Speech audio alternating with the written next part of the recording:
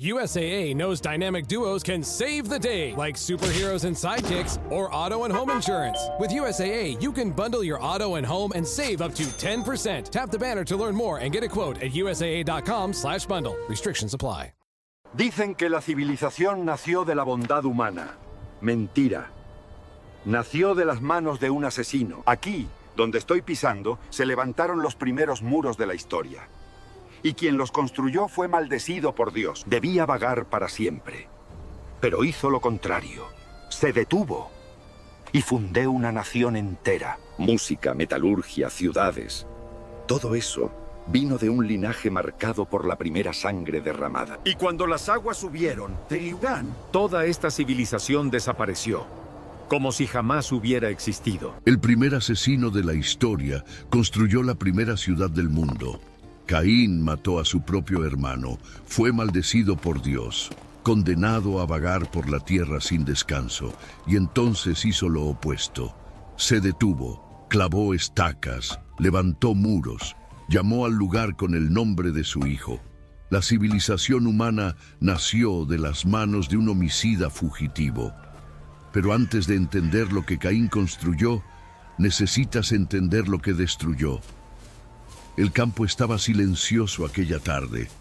Dos hermanos, los dos primeros seres humanos nacidos de mujer. Caín, el mayor, trabajador de la tierra. Abel, el menor, pastor de ovejas. Profesiones diferentes, temperamentos diferentes, destinos radicalmente diferentes. El texto de Génesis 4 no revela detalles sobre su infancia. No cuenta si jugaban juntos cuando niños. No describe conversaciones entre hermanos. No muestra momentos de complicidad o rivalidad cotidiana. Lo que muestra es el momento en que todo cambió, el momento de la ofrenda. Caín trajo del fruto de la tierra una ofrenda al Señor. Abel trajo de los primogénitos de sus ovejas y de la grasa de ellas. Dos ofrendas, dos hermanos. Una diferencia que definiría el resto de la historia. Dios miró con agrado a Abel y su ofrenda, pero no miró con agrado a Caín ni a su ofrenda. El texto no explica completamente por qué. Estudiosos debaten desde hace milenios. Algunos dicen que fue la calidad de la ofrenda. Abel trajo primogénitos, lo mejor del rebaño, la grasa más valiosa. Caín trajo simplemente del fruto de la tierra, sin especificación de que fuera lo mejor, lo primero, lo más valioso. Otros argumentan que fue la actitud del corazón. Hebreos 11 dice que por la fe Abel ofreció más excelente sacrificio que Caín. La fe hizo la diferencia. Lo que sabemos con certeza es el resultado. Dios aceptó a uno, rechazó a otro, y Caín no reaccionó bien. La ira descendió sobre él como tormenta, el rostro le cayó, la expresión cambió. Algo se oscureció por dentro. Dios lo vio e intervino inmediatamente. Hizo preguntas, ofreció orientación, dio advertencia. ¿Por qué te has enojado? ¿Y por qué ha decaído tu semblante? Si bien hicieres, ¿no serás aceptado? Y si no hicieres bien, el pecado está a la puerta, y a ti será su deseo, y tú te enseñorearás de él. La imagen es visceral, el pecado como animal depredador agachado en el umbral, esperando, deseando, listo para saltar, y la promesa de que Caín podría dominarlo, podría vencer, podría elegir diferente. Caín escuchó e ignoró. El versículo siguiente es brutal en su simplicidad. Caín dijo a Abel su hermano algo que el texto no registra. Y sucedió que estando ellos en el campo, Caín se levantó contra Abel su hermano y lo mató. No hay descripción del método, no hay detalles sobre la pelea, no hay registro de las últimas palabras de Abel, solo el hecho desnudo y crudo. El mayor mató al menor, el agricultor mató al pastor, el hermano mató al hermano. Intenta dimensionar el peso de ese momento. La muerte no existía aún como experiencia humana cotidiana. Adán y Eva habían sido expulsados del Edén y advertidos de que morirían, pero aún estaban vivos. Ningún ser humano había visto a otro ser humano morir. Ningún cuerpo había sido enterrado. Ningún funeral había sido realizado. Caín no solo quitó una vida, introdujo la muerte violenta en la experiencia humana. Fue el primero en descubrir que un hombre puede matar a otro hombre.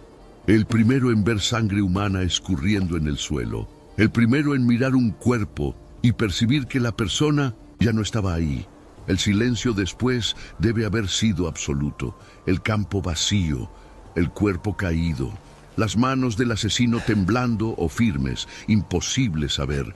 Y entonces la voz: ¿dónde está Abel tu hermano?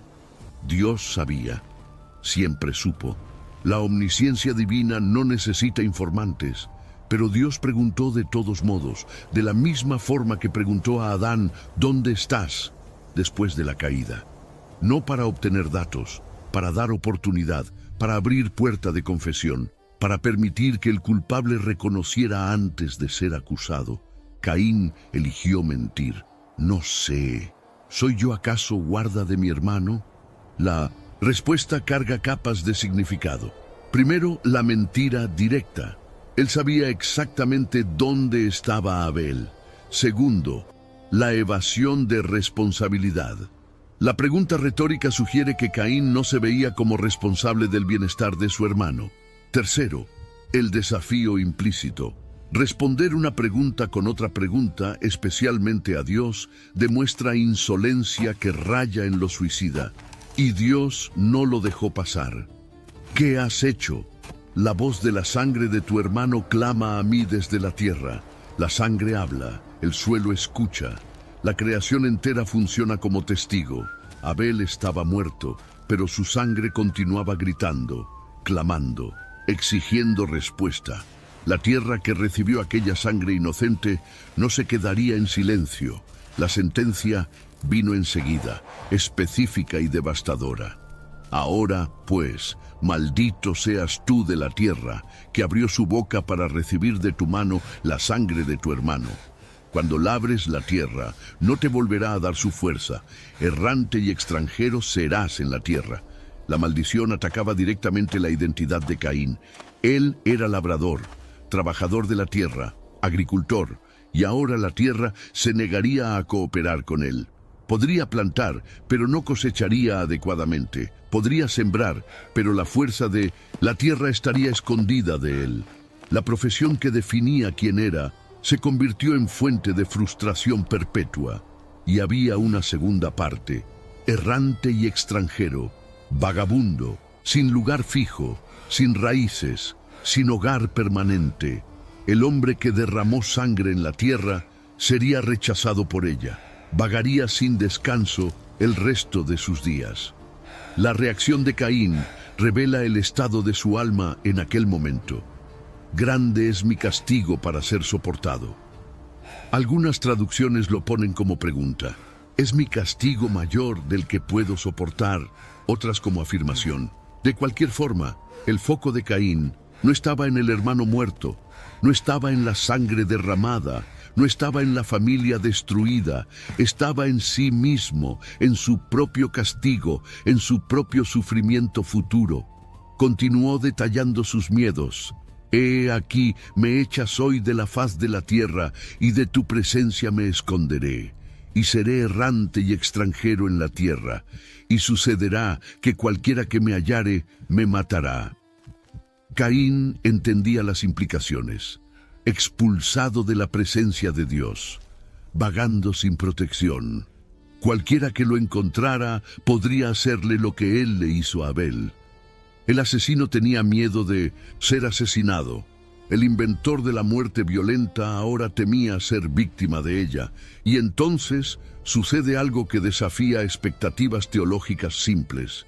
Dios marca a Caín, no para condenarlo públicamente, para protegerlo. Por tanto, cualquiera que matare a Caín 7 veces será castigado. 7 veces. Venganza multiplicada. Castigo amplificado. Quien tocara a Caín enfrentaría consecuencias 7 veces peores que las que el propio Caín enfrentó por matar a Abel. El primer homicida de la historia recibió del Creador un escudo divino. La marca en sí permanece misterio. El texto hebreo usa la palabra OT, que significa señal o marca. No especifica naturaleza, ubicación o apariencia. Podría ser algo visible, como marca en la piel o alteración física.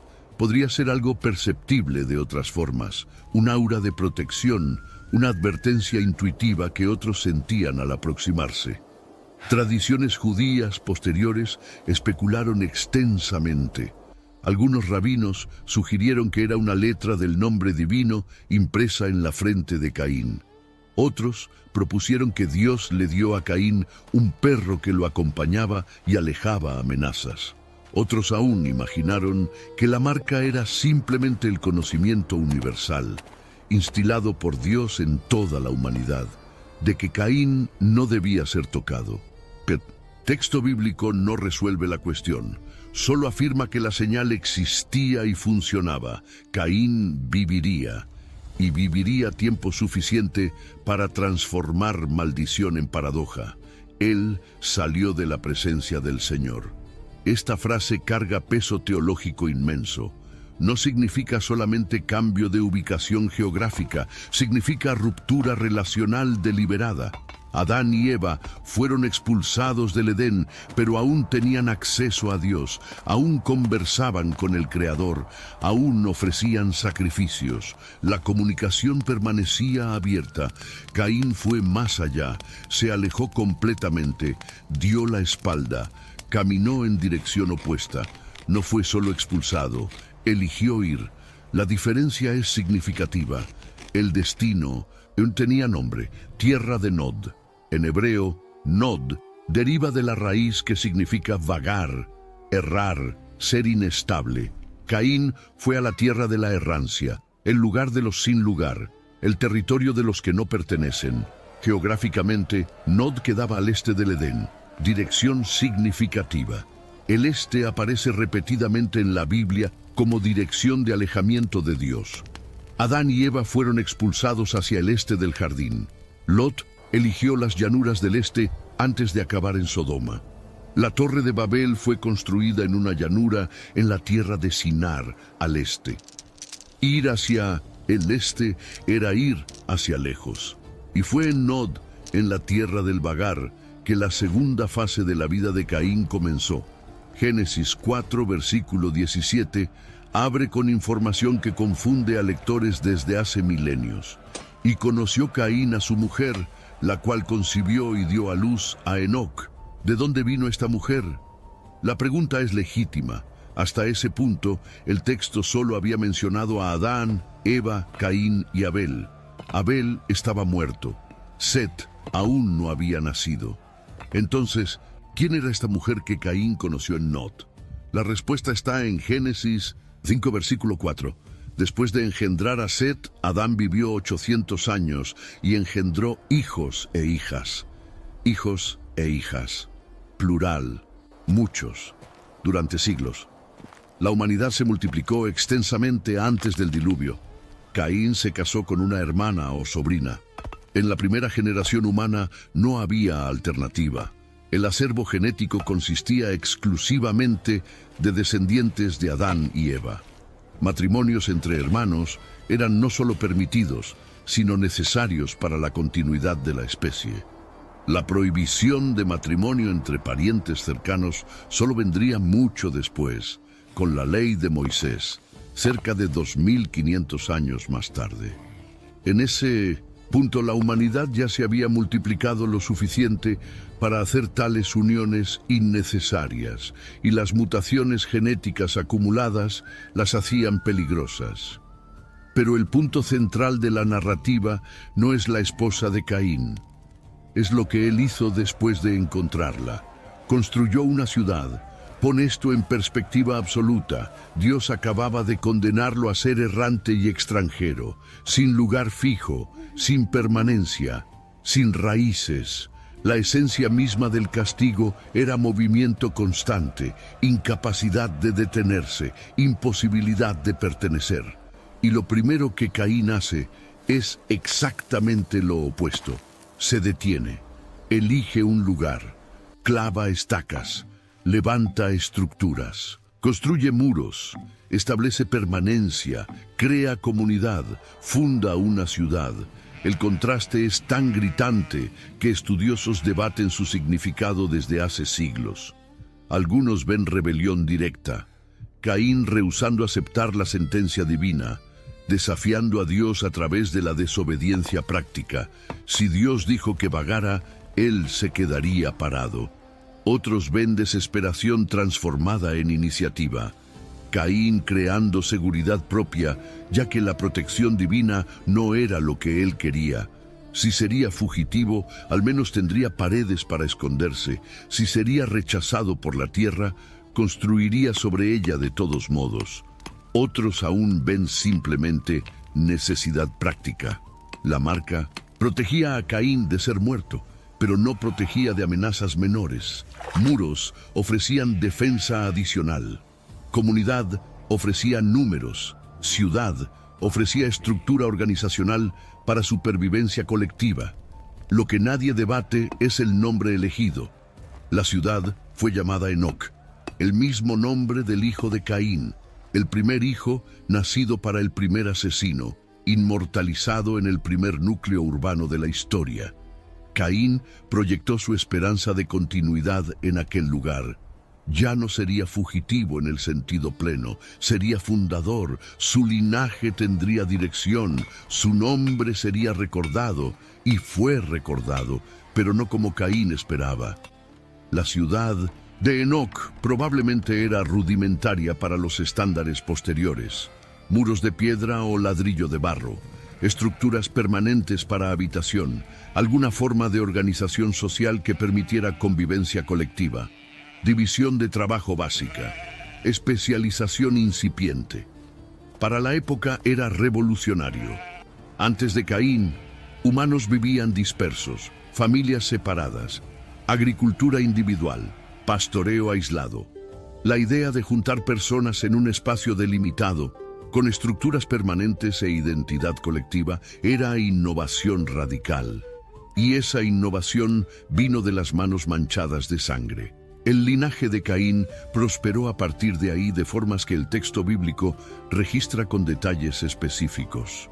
Enoc engendró a Irad. El nombre Irad posiblemente significa fugitivo salvaje o ciudad de testimonio, dependiendo de la derivación hebrea considerada.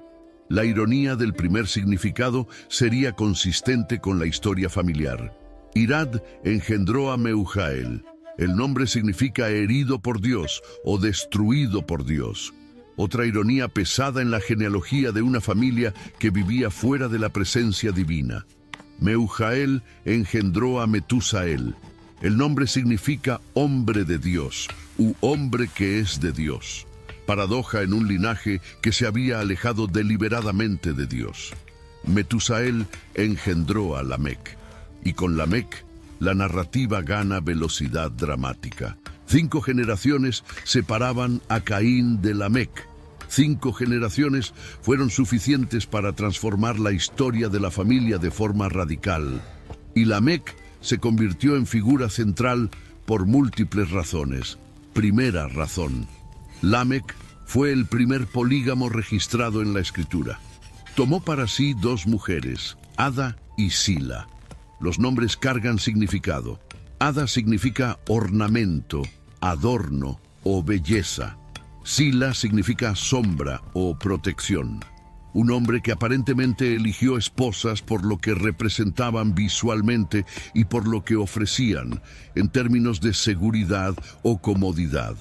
La poligamia de Lamec no es presentada como modelo a seguir. No es elogiada ni condenada explícitamente en el texto. Es simplemente registrada como hecho. Pero el contexto que sigue sugiere que multiplicación de esposas era parte de un patrón mayor de exceso, autoafirmación y distanciamiento de los parámetros originales de Dios para el matrimonio. Segunda razón por la cual Lamec importa. Sus hijos cambiaron la civilización humana. Jabal, hijo de Ada, Fue el padre de los que habitan en tiendas y crían ganado. La expresión hebrea indica que él no solamente practicaba pastoreo, sino que sistematizó la ganadería nómada como estilo de vida organizado. Antes de Jabal, personas tenían animales. Después de 1900, Jabal, existía ganadería como sistema, con tiendas móviles, rutas de migración, gestión de rebaños en escala. Jubal, hermano de Jabal, también hijo de Ada, fue el padre de todos los que tocan arpa y flauta. La música instrumental nació ahí. No solamente canto, que probablemente existía desde el principio. Instrumentos, cuerdas tensadas produciendo melodía, tubos con agujeros creando notas. La primera orquesta conceptual de la humanidad vino del linaje del asesino. El arpa mencionada es kinor en hebreo, instrumento de cuerdas que sería usado siglos después por David. La flauta es ugab, instrumento de viento, posiblemente similar al órgano de en tubos primitivo. Jubal no solamente tocaba, desarrollaba, creaba, inventaba, establecía tradición que otros seguirían. Y entonces vino Tubal Caín, hijo de Sila. El nombre es composición reveladora. Tubal significa productor o forjador. Caín es el nombre del patriarca asesino. Tubal Caín era literalmente el forjador que carga el nombre de Caín. Y él hizo honor al nombre. El texto dice que fue maestro de toda obra de bronce y de hierro. La palabra hebrea para maestro aquí es lotesh, que significa afilador o aguzador. Tubal Caín no era solamente metalúrgico, era perfeccionador, refinador, desarrollador de técnicas, el hombre que transformó mineral bruto en herramientas precisas. Bronce y hierro representaban las dos grandes revoluciones metalúrgicas del mundo antiguo. Bronce es aleación de cobre y estaño, más fácil de trabajar que hierro puro. Hierro requiere temperaturas más altas y técnicas más sofisticadas. Tubal Caín dominaba ambos. Las implicaciones son enormes. Herramientas agrícolas más eficientes, armas más letales, implementos de construcción más durables, la capacidad de transformar piedra y metal bruto en objetos precisamente moldeados. Tubal Caín puso en las manos de la humanidad poder tecnológico que ella no tenía antes. Y considerando quién era su padre, no es difícil imaginar para qué ese poder fue usado primero. Porque Lamec, el padre de estos inventores, era hombre violento y no lo escondía. Al contrario, celebraba. Génesis 4 versículos 23 y 24 registran lo que estudiosos llaman el Cántico de Lamec. Es el segundo poema registrado en la Biblia, después de la exclamación de Adán al ver a Eva, y el contenido es perturbador. Ada y Sila, oíd mi voz. Mujeres de Lamec, escuchad mi dicho, que un varón maté por mi herida y un joven por mi golpe.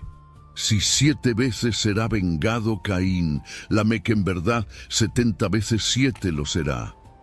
Lamec convocó a las 2 esposas, específicamente para escuchar. Transformó asesinato en performance artística, en recital doméstico. Presentó homicidio como demostración de poder y virilidad. El texto menciona 2 víctimas, un varón por herirlo, un joven por golpearlo. Algunos estudiosos sugieren que es la misma persona descrita de 2 formas poéticas. Otros argumentan que fueron 2 muertes separadas. De cualquier forma, Lamec mató y se enorgullecía de ello. Y la referencia a Caín es especialmente reveladora. Lamec conocía la historia del ancestro, sabía sobre la marca de protección, sabía sobre la promesa de venganza 7 veces. Y decidió multiplicarla para sí mismo.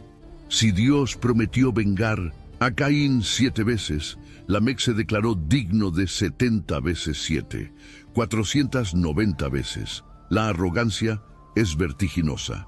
5 generaciones separaban el asesinato silencioso y avergonzado de Caín del asesinato celebrado y poetizado de Lamec.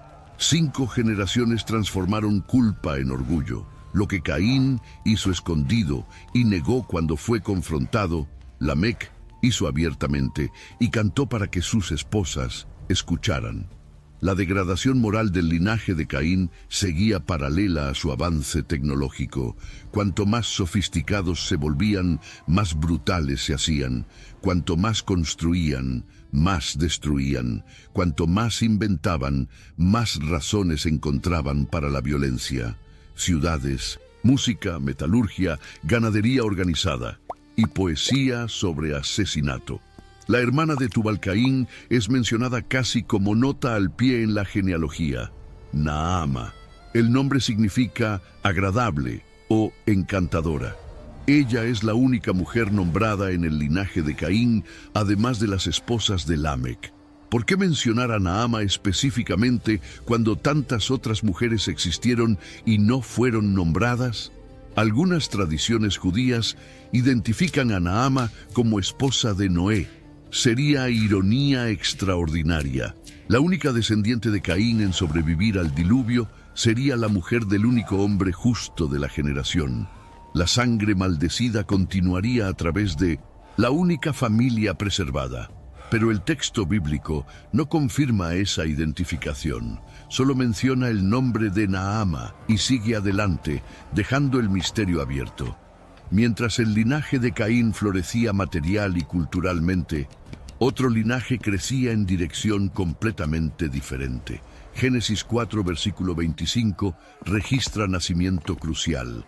Y satisfizo a Adán otra vez con su mujer, la cual dio a luz un hijo, y llamó su nombre Set. Porque Dios, dijo ella, me ha dado otro hijo en lugar de Abel, a quien mató Caín. Set significa sustituido o designado. Eva reconocía explícitamente que ese hijo venía en lugar del que fue perdido. No sustitución en el sentido de olvido, sustitución en el sentido de continuidad. La línea que debería haber pasado por Abel ahora pasaría por Set. Y algo específico sucedió en la generación siguiente. Set engendró a Enós. Y el texto de Génesis 4 termina con frase cargada de significado. Entonces los hombres comenzaron a invocar el nombre del Señor. Invocar el nombre del Señor. Adoración organizada.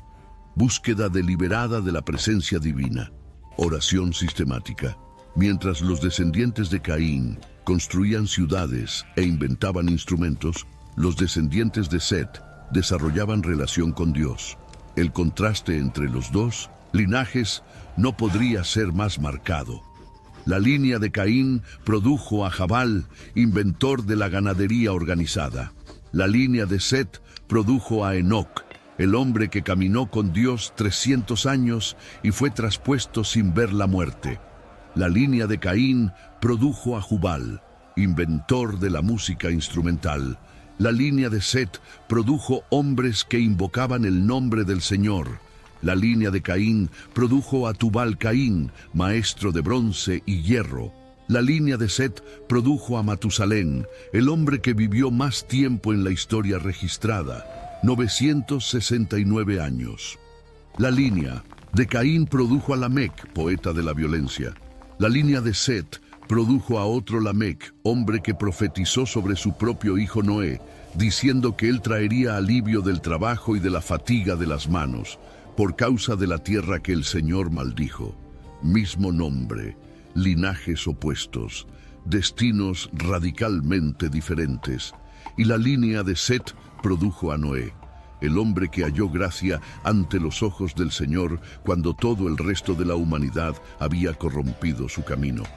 Génesis 6 describe la situación que precedió al diluvio. La maldad del hombre se había multiplicado sobre la tierra.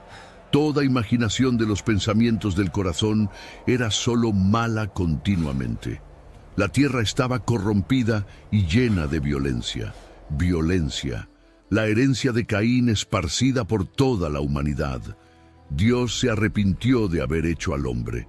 determinó destruir toda carne que tenía aliento de vida. El diluvio vendría, pero Noé halló gracia, y con él su esposa, sus 3 hijos y las esposas de ellos. 8 personas, todas del linaje de Set. Cuando las aguas subieron, el linaje de Caín fue completamente borrado. Cada ciudad que sus descendientes construyeron desapareció bajo la inundación.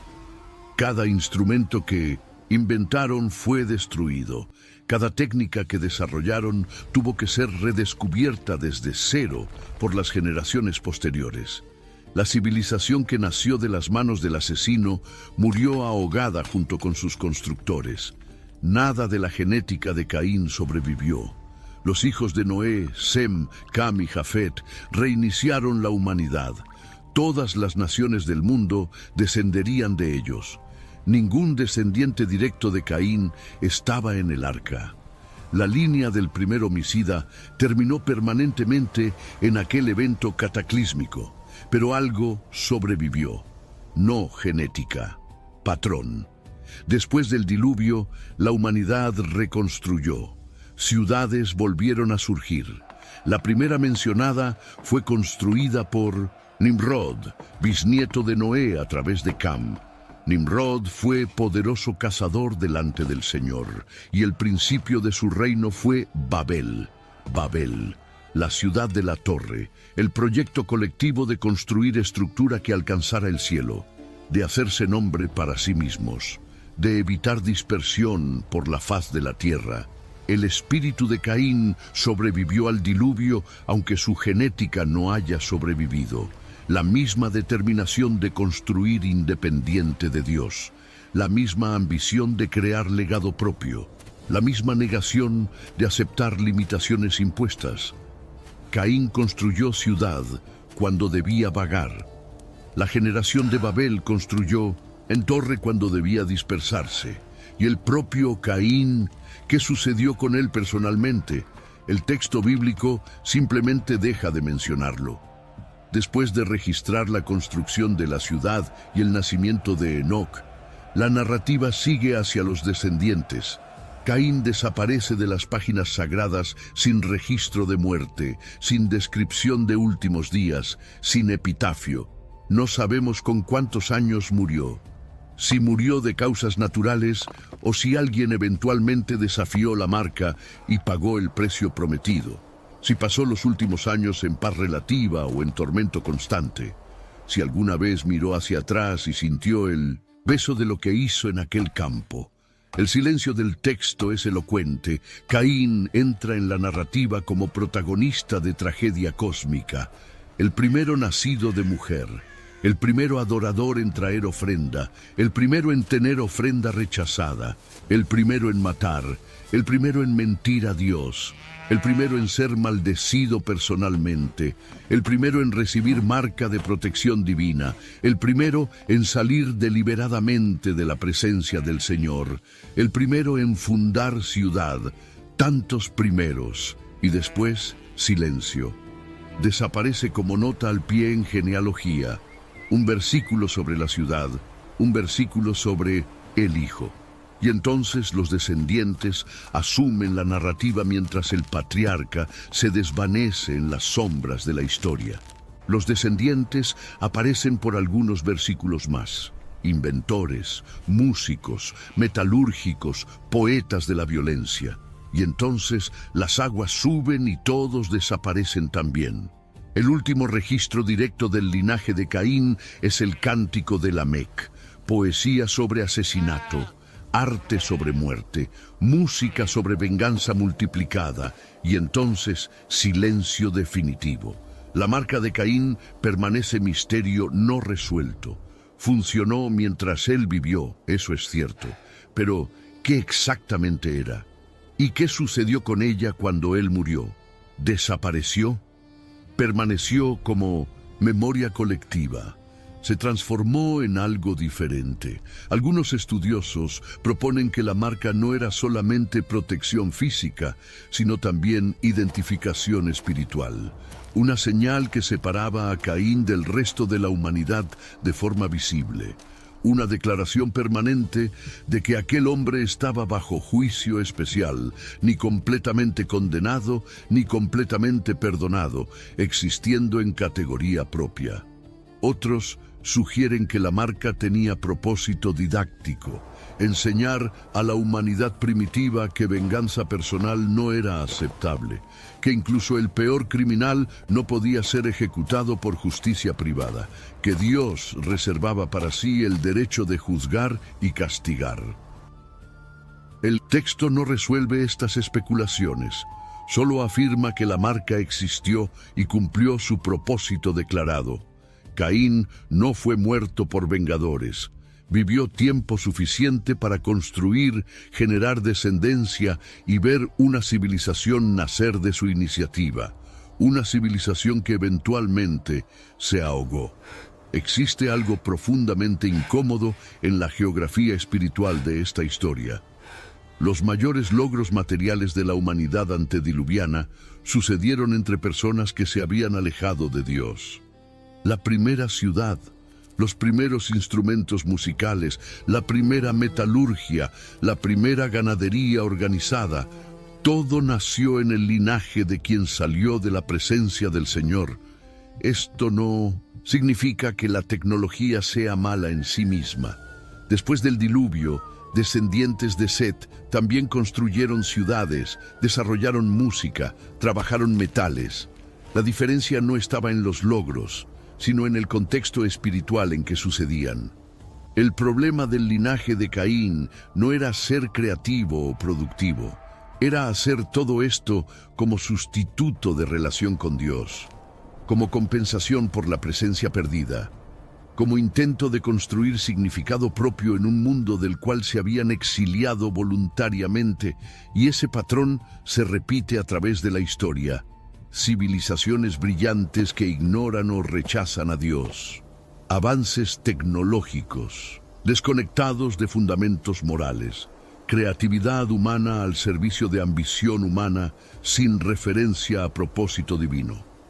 Caín estableció el prototipo.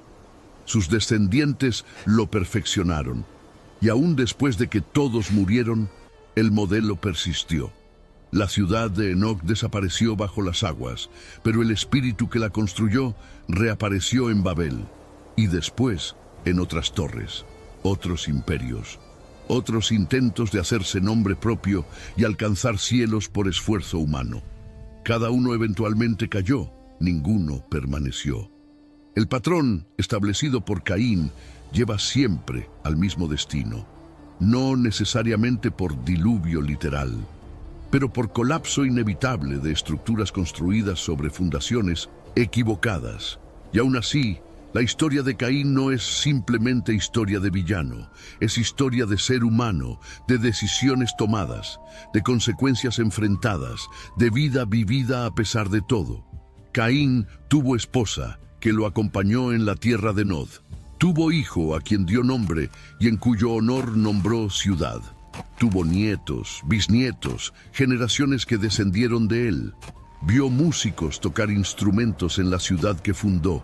Vio metalúrgicos forjar herramientas y armas. Vio la comunidad crecer alrededor de los muros que levantó. Vivió, no solamente sobrevivió, vivió, con las manos manchadas de sangre fraterna, con la marca divina en la piel o en el alma, con la memoria del campo donde Abel cayó, con el eco de la voz que preguntó dónde estaba el hermano. Con todo eso, vivió y construyó. La construcción fue su modo de procesar la existencia, su manera de llenar el vacío dejado por la presencia divina que abandonó, su intento de crear significado en un mundo que había transformado en campo de muerte. ¿Funcionó? Parcialmente. La ciudad existió. El linaje prosperó, la civilización floreció. Por algunas generaciones pareció que Caín había conseguido transformar maldición en bendición, errancia en permanencia, condenación en fundación. Y entonces vino el diluvio. Las aguas no hicieron distinción entre muros bien construidos y terreno abierto. No respetaron la primera ciudad de la humanidad. No preservaron instrumentos musicales por ser bellos o herramientas de metal por ser útiles. Cubrieron todo igualmente. Y cuando las aguas bajaron, cuando Noé y su familia salieron del arca hacia un mundo lavado, ningún vestigio de la obra de Caín restaba, ninguna piedra sobre piedra, ningún eco de música, ningún hilo de metal, reinicio total, como si el linaje del asesino nunca hubiera existido, pero existió. La escritura lo registra, la memoria permanece. La advertencia hace eco. Prosperidad material no significa aprobación divina. Sofisticación tecnológica no sustituye relación espiritual. Ciudades construidas fuera de la presencia del Señor eventualmente se sumergen, literal o metafóricamente. Caín construyó la primera ciudad y sus hijos inventaron la música y la metalurgia. Pero cuando las aguas subieron, nada de eso importó. Lo que salvó a Noé no fue tecnología o cultura, fue gracia, fue ser hallado justo ante los ojos de Dios en una generación completamente corrompida. 8 personas en el arca, millones fuera de ella. La proporción es aplastante, y la diferencia entre estar dentro o fuera no tenía nada que ver con logros civilizacionales. Caín desaparece del texto bíblico sin registro de muerte. No sabemos cómo terminó. Si la marca permaneció hasta el fin, si alguna vez miró hacia atrás y pensó en el hermano caído en el campo. Lo que sabemos es que vivió, construyó, engendró hijos, vio nietos, presenció una civilización nacer de sus manos manchadas. La historia de Caín no es sobre un monstruo, es sobre un hombre que tomó una decisión irreversible y pasó el resto de su vida construyendo encima de ella. Cada ciudad comienza con una fundación. La primera ciudad de la humanidad fue fundada sobre sangre. Tal vez todas lo sean.